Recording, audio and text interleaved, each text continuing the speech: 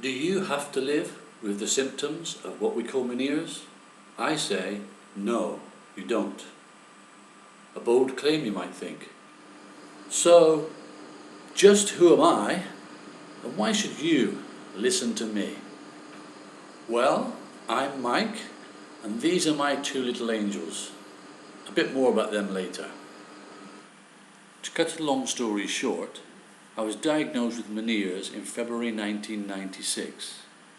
Over the next 7 years, I saw 16 doctors and several different various types of health professionals in the UK, the US, New Zealand and Japan. In the West, they insisted on giving me an unholy mix of drugs, including beta-histine, prochlorperazine and hydrochlorothiazide, possibly better known to you by their brand names. In Japan, I was given more of the same, along with a disgusting tasting glycerine drink and drugs to help blood flow and increase energy. They also gave me tranquilizers, which, coupled with the everlasting brain fog and exhaustion, made me feel like a walking zombie, being driven insane by constant noise sensitivity, punctuated by daily vertigo attacks. If I was lucky enough to feel the attack coming on, I would buy some meclizine. That would really help my exhaustion go into overdrive. I sometimes felt like someone had suddenly flipped my power switch off. I tried chlorella for a time and felt some relief, but it didn't last. I then tried acupuncture and that helped a lot, but in the end the acupuncturist was fighting a losing battle, especially in the typhoon season. They say don't let your struggle become your identity. Over time, my life became variations of vertigo, nausea, vomiting and drop attacks. On lighter days, I only had to worry about the tinnitus, fluctuating hearing loss, brain fog, severe sound sensitivity, light sensitivity, confusion, depression and a constant fear of an impending full-blown attack. Late 2001, I started to go bilateral and the drop attacks got worse.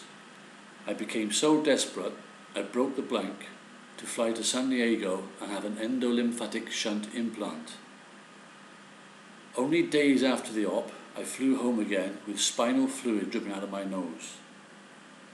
In time, I felt great for a few weeks, but then while bending down to tie my shoelaces one day, a massive vertigo attack hit. I called the surgeon to tell him.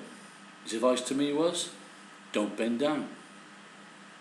I felt at the time I'd exhausted all avenues and a nerve section was too scary to contemplate.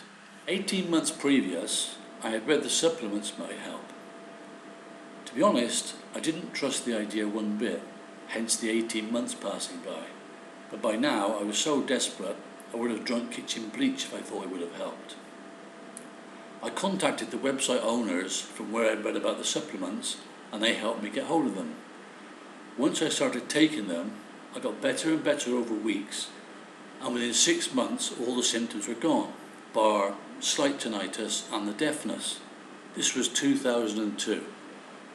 I had been assured the surgery would not affect my hearing, yet before the operation, my hearing fluctuated anywhere from terrible to near perfect, and anywhere in between. Now it was a constantly very poor. I could live with that though. With the vertigo and all the other hideous symptoms gone, it was happy days. It had been a long time since I'd felt so good.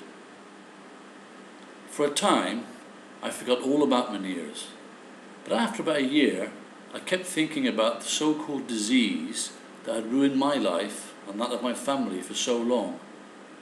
I was also curious as to why the supplements were able to keep it at bay. I knew I wasn't cured. I felt there was always the possibility of it ambushing me should I let it. Around 2004, I did 3 things. I started doing a bit more research about Menieres. I started a 3-year course in clinical nutrition and started my first Menieres Help website. And with the help of the people from menieresdisease.ca, I started supporting other sufferers. Late 2006, I made 3 videos and eventually put them on YouTube. Frankly, they were awful. I was trying to tell people about the supplements, but I wasn't comfortable in front of the camera. I had this "who do I think I am" argument going on in my head, and I fretted that there were those who might think I was a scam artist. I was too self-conscious. Well, that was a long time ago. Times had changed. In my support work, quite often I would talk to people who had actually found their underlying causes and fixed the problem. No more symptoms, no meds, and often no supplements. With more and more of these experiences, and the fact I was a bit envious of people getting their hearing back completely